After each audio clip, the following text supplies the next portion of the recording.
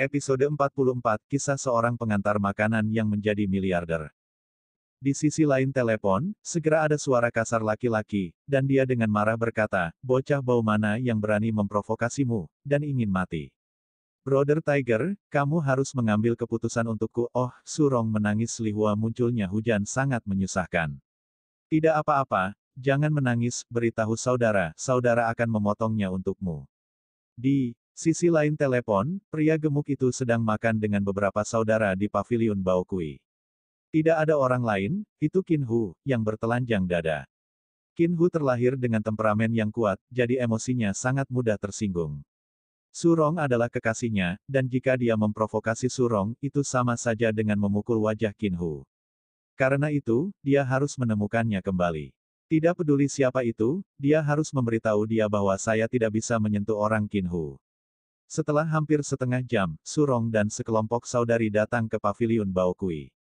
Saat ini, penampilan Surong masih suram, tentu saja dia mengobatinya sedikit dan mengecat memar di sudut mata dan mulutnya. Begitu dia bertemu, dia menyelinap ke pelukan Qin Hu seperti ikan mas yang menempel, dan berteriak, "Saudara Hu, lihat aku, orang-orang memukuli saya seperti ini, Anda harus melampiaskan amarah Anda untuk saya." Qin Hu Rongsu melukai melihat wajahnya, tiba-tiba menjadi balistik, tiba-tiba memukul meja, gelas melompat menaburkan anggur meja, marah dan berkata, "Rumput ibunya yang berani begitu sombong, Anda tidak katakan padanya kamu wanita."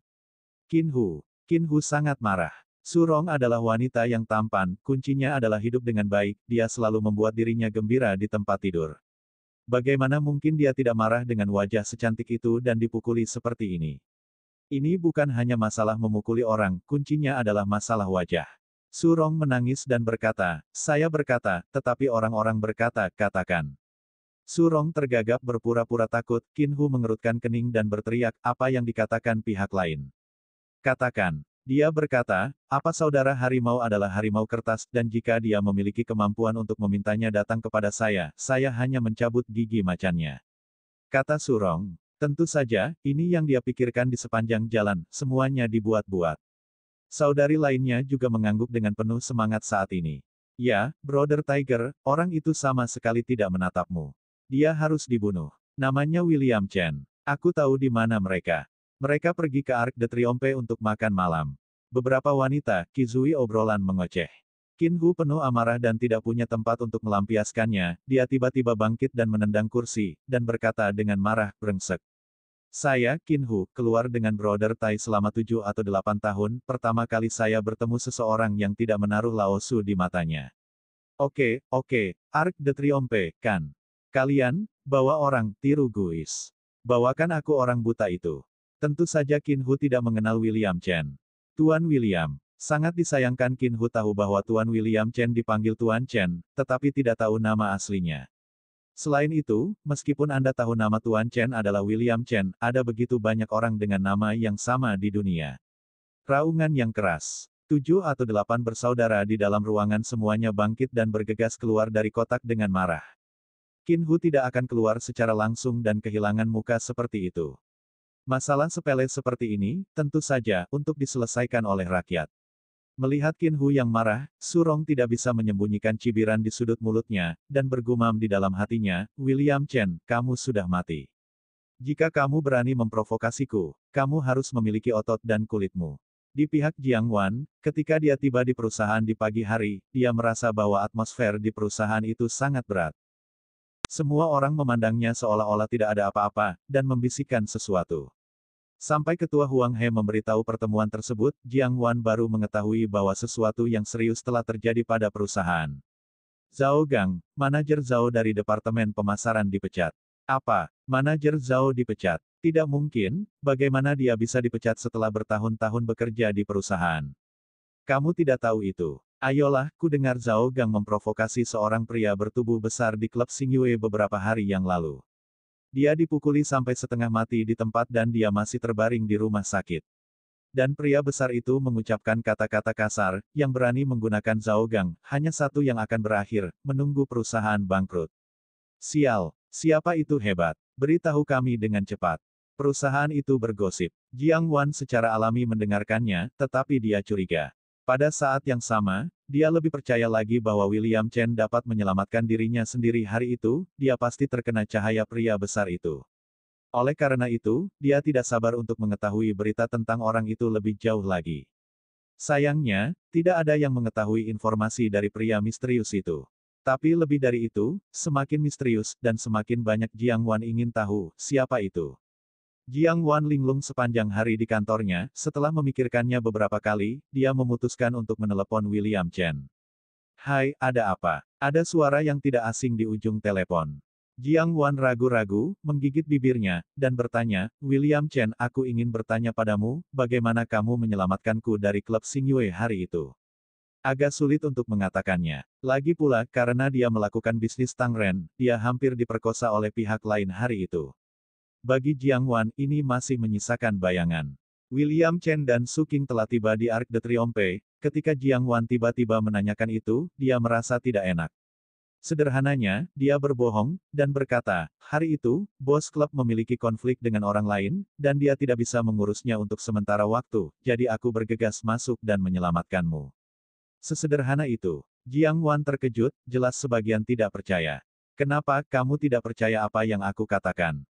William Chen tersenyum. Jiang Wan Xiu mengerutkan kening, dan berpikir sejenak dan berkata, oke, saya tahu. Setelah dia selesai berbicara, dia menutup telepon dan melihat file itu sendirian dengan bingung. Meskipun tidak dirancang untuk menyelamatkan diri saya sendiri, saya aman dan sehat dan memang disilaukan oleh orang lain. Siapa pria besar misterius itu? Di ruang konferensi perusahaan, Huang He duduk di kursi utama, memandang sekelompok pejabat tinggi, dan batuk beberapa kali, berita tentang pengunduran diri Presiden Zhao harus diketahui semua orang. Jangan menebak karena kesehatan pribadinya. Saya terus melayani sebagai manajer umum Departemen Pemasaran Perusahaan, jadi di sini, saya memutuskan untuk membiarkan Jiang Wan melayani sebagai manajer umum Departemen Pemasaran Perusahaan kami. Begitu kata-kata itu selesai, ruang pertemuan itu meledak dengan tepuk tangan meriah. Jiang Wan masih kesurupan, memikirkan pria besar misterius sepanjang waktu, sampai orang-orang di sekitarnya mengingatkan dirinya sendiri bahwa dia bangun dengan tergesa-gesa dan berterima kasih. Terima kasih Huang Dong karena telah mempercayai saya akan bekerja keras. Sebenarnya tentang dirinya sendiri. Dia dipromosikan menjadi manajer umum, Huang Dong memberitahu dirinya sendiri di pagi hari. Karena itu, Jiang Wan sudah siap. Setelah pertemuan, Jiang Wan kembali ke kantor. Tidak lama kemudian, Su Mei bergegas masuk dengan marah, dan berkata, Jiang Wan, kenapa? Kamu Vixen, kamu pasti tidur denganmu. Jika tidak, itu tergantung bagaimana kamu bisa duduk. Posisi manajer umum. Itu awalnya posisiku, brengsek. Su Mei sangat marah, dan dia jatuh karena kerja kerasnya. Apalagi, pekerjaannya baru saja hilang. Kementerian Personalia menginformasikan bahwa dia dipecat. Karena itu, dia segera bergegas ke kantor Jiang Wan. Alis Jiang Wan dingin, dan dia berkata dengan dingin, Su Mei, apakah kamu tidak tahu apa yang telah kamu lakukan sendiri? Apakah saya memiliki kualifikasi untuk duduk di posisi ini? Saya tidak memerlukan evaluasi Anda. Anda bisa keluar sekarang. Jiang Wan sekarang sangat menyebalkan. Nah, Jiang Wan, kamu mulai menunjukkan ekor rubahmu tepat setelah kamu menjadi manajer umum, benar, bajingan, kamu seorang Vixen. Su Mei tidak peduli, berteriak tidak masuk akal sampai dia dijemput oleh satpam yang datang. Ketika dia keluar dari kantor, dia masih memercikan air kotor di area kantor seluas ratusan meter persegi. Sudah kubilang, Jiang Wan itu perempuan jalang. Dia tidur bersamanya ketika dia keluar untuk membicarakan bisnis, dia pelacur. Ah, biarkan aku pergi. Biarkan aku pergi. Jiang Wan, tunggu, aku tidak akan melepaskanmu. Setelah Su Mei diledakkan keluar dari perusahaan, Jiang Wan mengambil tasnya dan naik bus.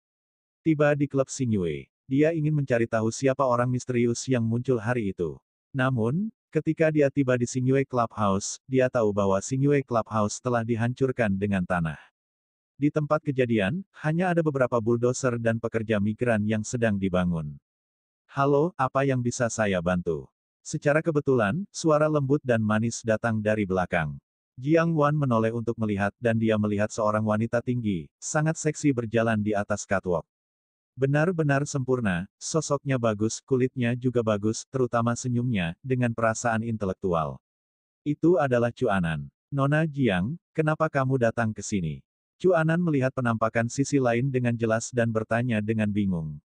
Jiang Wan terkejut, pihak lain benar-benar mengenal dirinya sendiri. Apakah kamu mengenalku? Kata Jiang Wan. Tentu saja, Nona Jiang, bos kami telah secara khusus menyuruh Anda untuk menjagamu dengan baik. Chu Anan tersenyum, memberi orang perasaan angin dan bertanya-tanya. Jiang Wan gemetar dan bertanya, maaf, apakah bos yang menyelamatkan saya hari itu? Chu Anan mengangguk dan tersenyum, Nona Jiang, kamu tertawa, apakah kamu tidak tahu bos kami? Pada saat yang sama, pikir Chu Anan keraguan, bukankah dia dan Tuan Chen adalah suami istri? Jiang Wan tersenyum, bagaimana dia bisa mengenal satu sama lain? Dia bahkan belum melihat penampilan orang lain. Baiklah, apakah lebih mudah memberi saya nomor telepon bosmu?